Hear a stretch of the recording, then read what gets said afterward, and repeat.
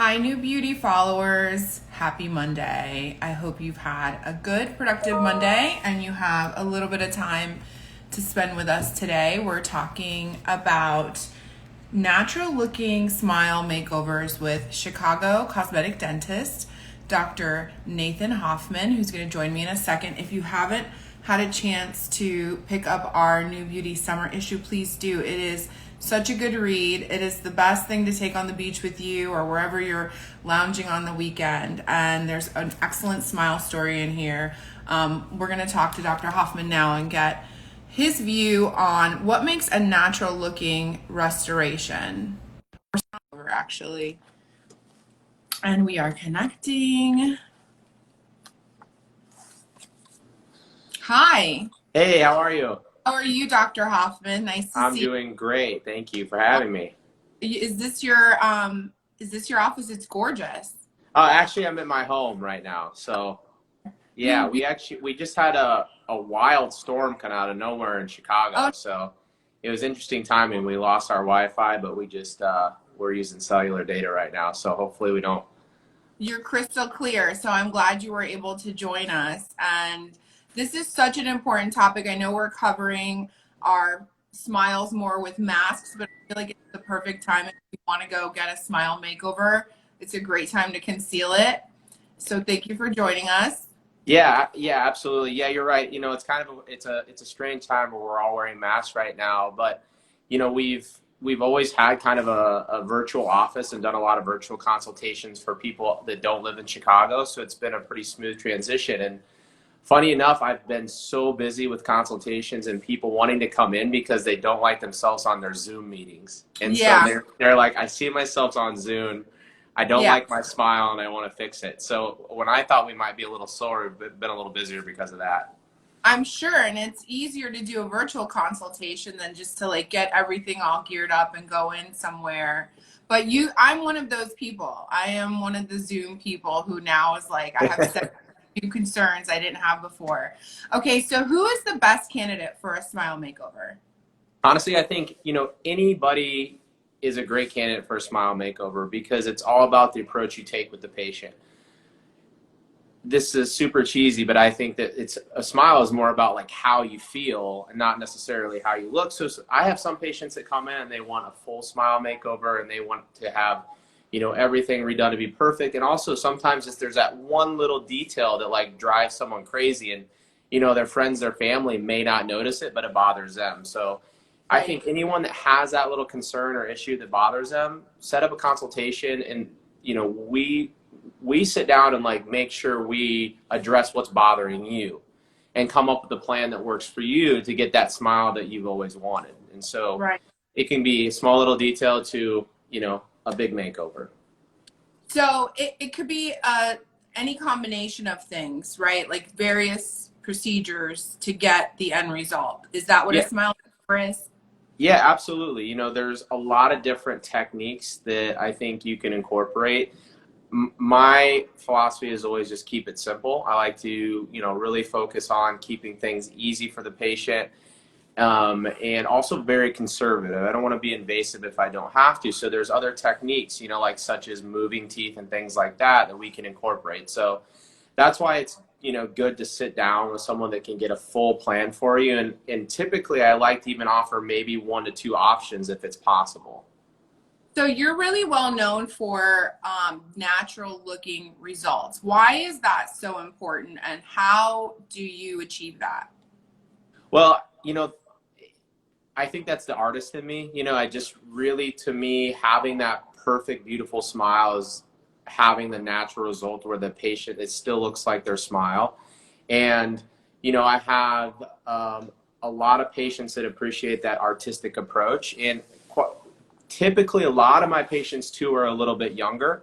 And so when I do some of the consultations, they're like, I don't want like chiclet teeth. I don't want them to look fake.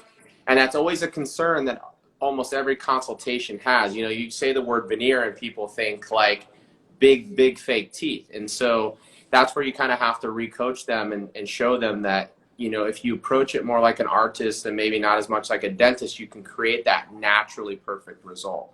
And so that's kind of the foundation for my practice. That's what makes me love to do what I do. So with, like you said, the chiclet look, that seems to be a very popular trend where you see someone gets a smile makeover and everyone has the same smile and it's Yeah. very blocky.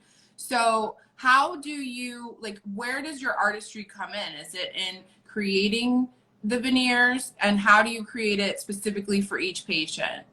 So Or when customize?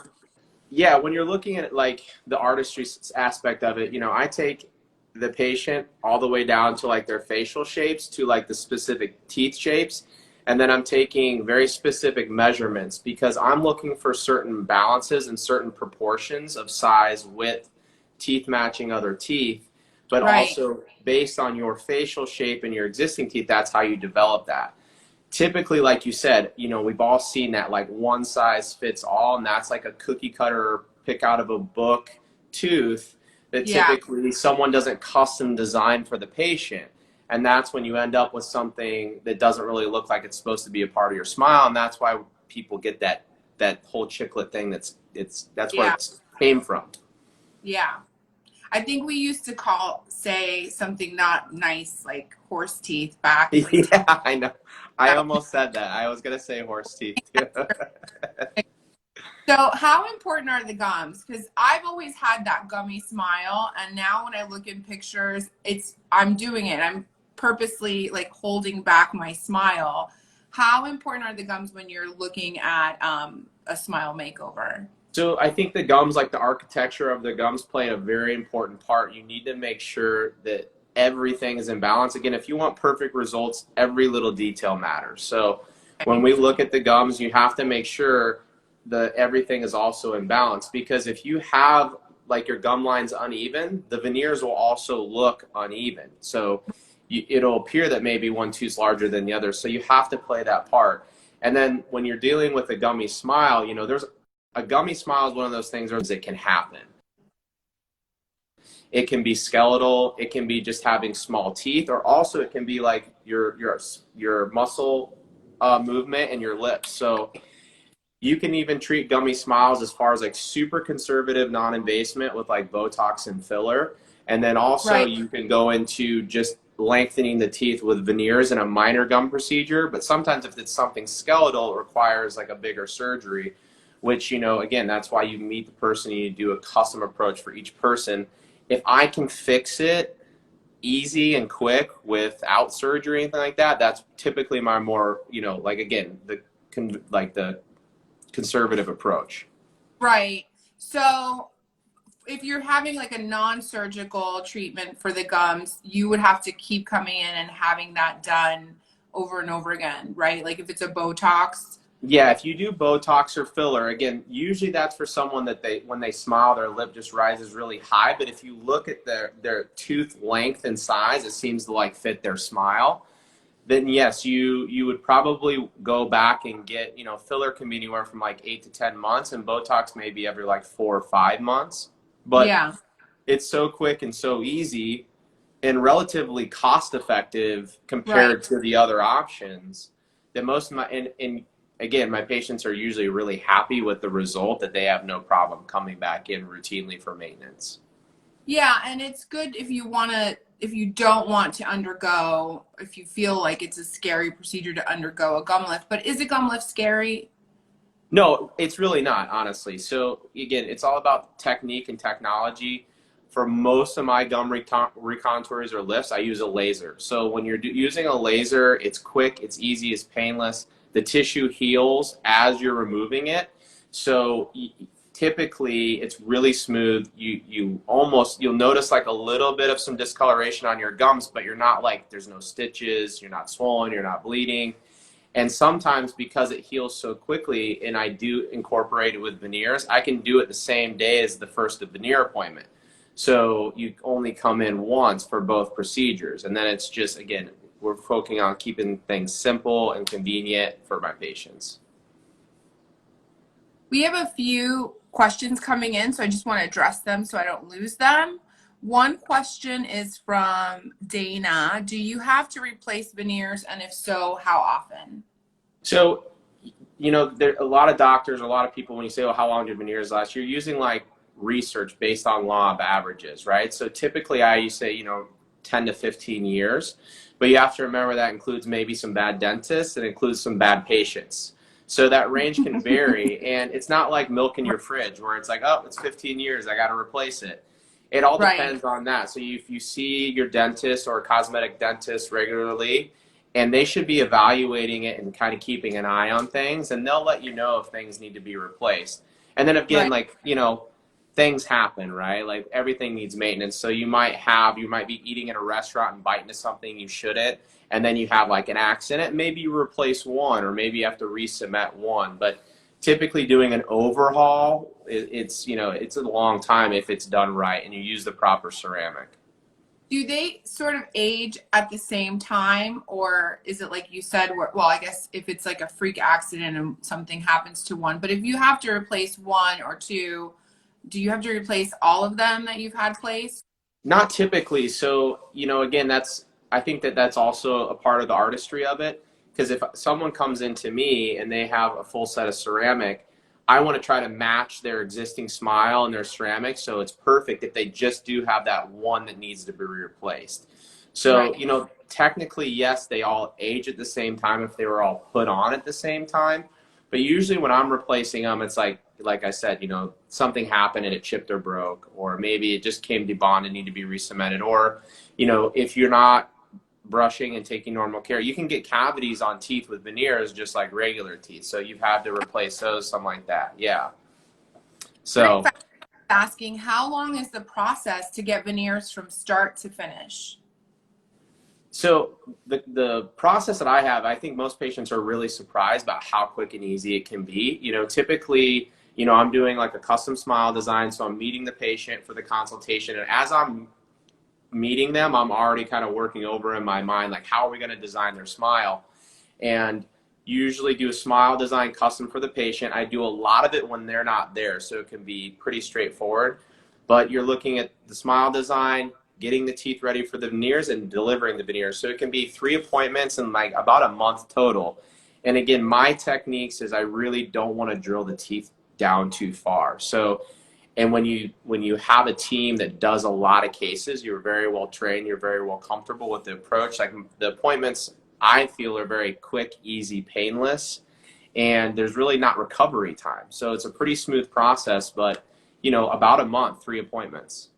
So you try to keep as much of the natural tooth as possible when you're Yeah, placing. yeah. I really don't like to drill teeth down. It's a very, I think most dentists with new practices and new technology and are really focusing on maintaining tooth structure. So it's really important to me to do that. It's very detail oriented. It takes a lot of time and effort to master, but I always say like about my fingernail. It's just about 3 to 5 tenths of a millimeter. And if Yeah. you do that, you just kind of polish the front of the tooth and you're able to just lay a veneer on with maintaining a lot of the tooth. I already mentioned like the chiclet thing with my consultations. The other thing that my patients always say when I meet them the first time is like, I don't want you to shave my teeth down to like nubs or stumps. And that's a big misconception too, because that was kind of, in my opinion, the old school way of doing it. Whereas now there's techniques you don't have to do that. So I don't shave teeth down. I really try to avoid drilling teeth as little as possible. I think that's a common misnomer. I think a lot of people just envision tiny nubs being Yeah. left in their mouth, but And we've they're come like, up. yeah, and they're like, I Google it. I'm like, don't Google it. Don't watch any videos. It doesn't have to be that way. So what are some cutting edge advancements that you're using in your practice for smile makeovers?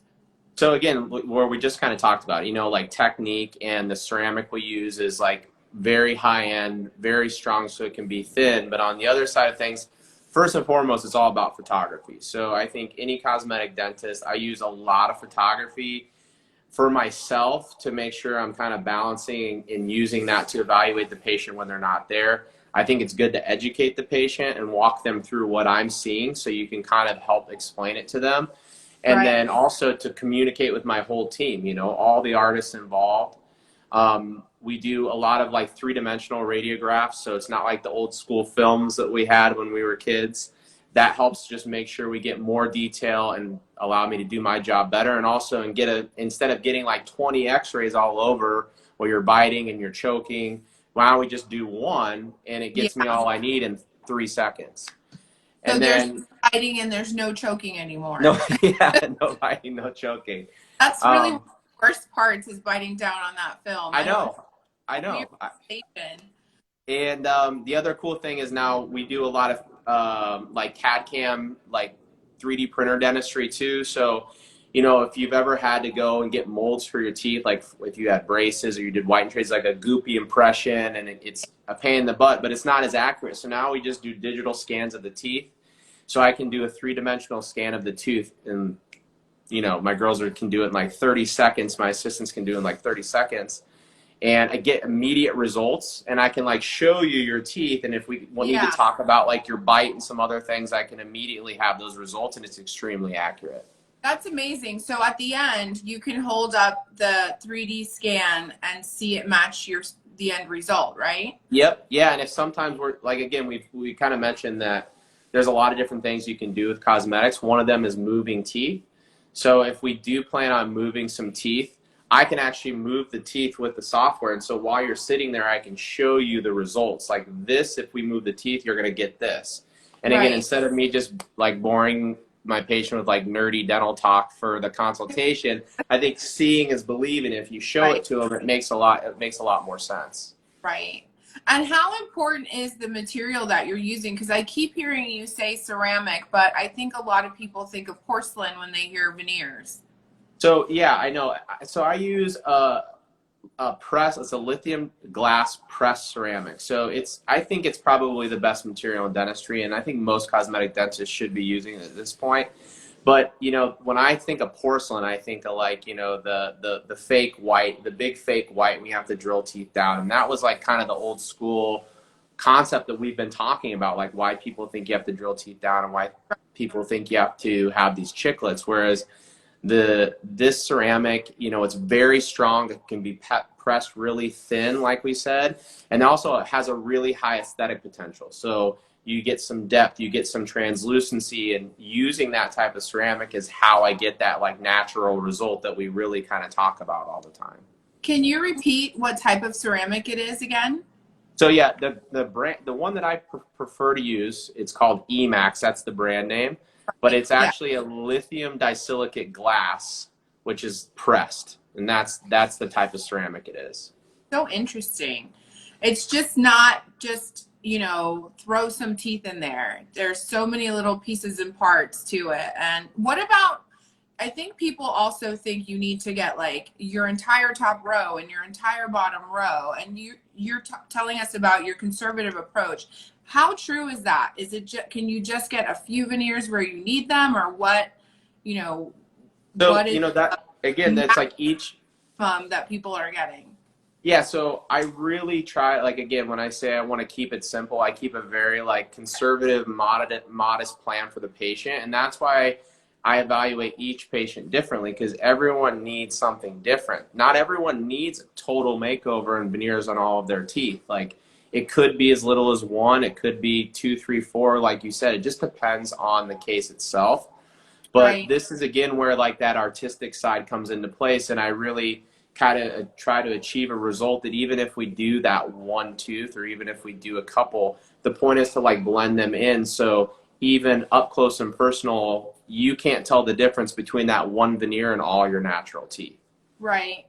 So that brings me to my next question, which is on shades. Is like a super white teeth, tooth color, is that natural, or should we have a shade that, should we be having a shade on our teeth that's more, that blends in with our skin tones better? Part of the shade selection, I think, you know, that goes into, you know, my whole approach for custom smile design, and I try to make recommendations. You're right, like skin tone, smile, existing teeth, all those, and also patient desires, you know, and patients typically want a whiter smile. Yeah. But I think that you can have, you know, instead of that, you know, bright, like kind of off-putting white that looks really fake, if you add a little artistic touch to there with the ceramic, and that's how you can still get that really white, natural, the white smile that everyone wants, but create like a natural beauty to it. Right. And so I think each patient's different, and you have to kind of create this, the tone or the shade for the patient. Because in my world, white means like 1,000 different shades of white, you know, that probably most people can't tell the difference, but that's how you really kind of get that perfect result for the patient. We have another question. Do you try to keep a balance with the face? For instance, everyone knew when Hillary Duff got veneers.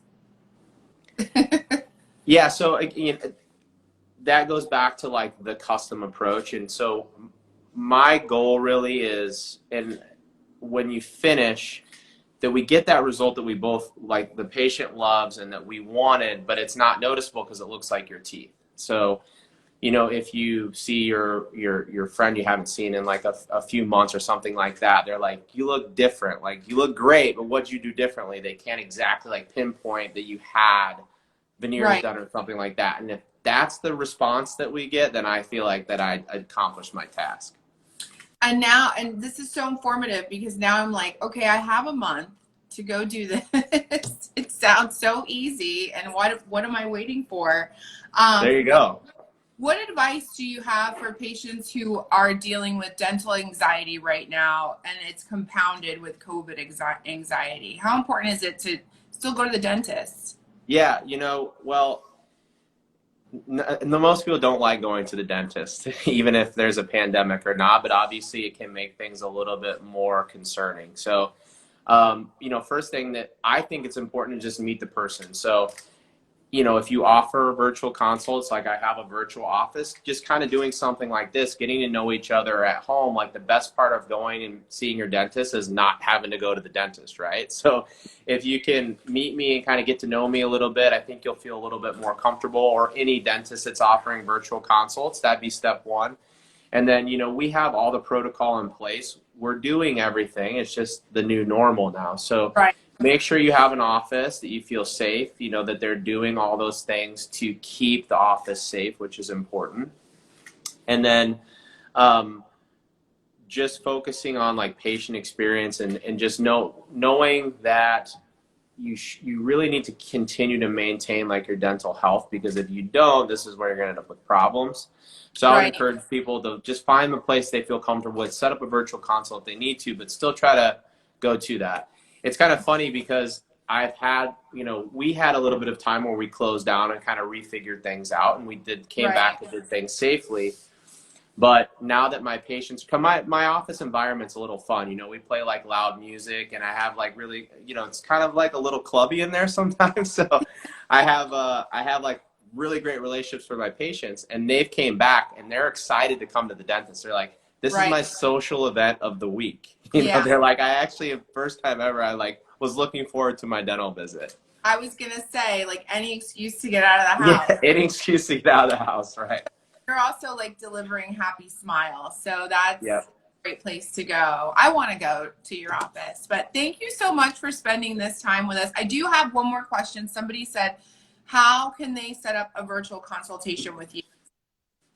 So if you go to Hoffman Cosmetics, which is my like cosmetic line for my cases, it's really easy. We have like an appointment online booking for the virtual consults.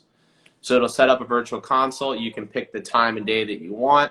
Also, I practice at the Chicago Dental Studio. That's where my offices are in Chicago. You can contact them and they can set something up like that. If you are in the area for some reason and you just want to set up an in-office appointment, you can do that too. But as far as a virtual, hoffmancosmetics.com, and it's a real quick, easy book appointment calendar. It gives you the time and everything you need.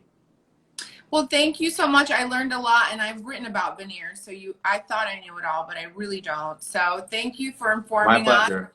Please go on Dr. Hoffman's website. He has gorgeous V&As of beautiful, natural-looking smiles if you want to see examples of what we talked about today. And, of course, pick up New Beauty magazine. Dr. Hoffman's a New Beauty top doctor. And thank you so much, everyone. Have a wonderful Monday, and thanks for joining us. Thanks so much. I appreciate it. Take care. Thank you. Bye.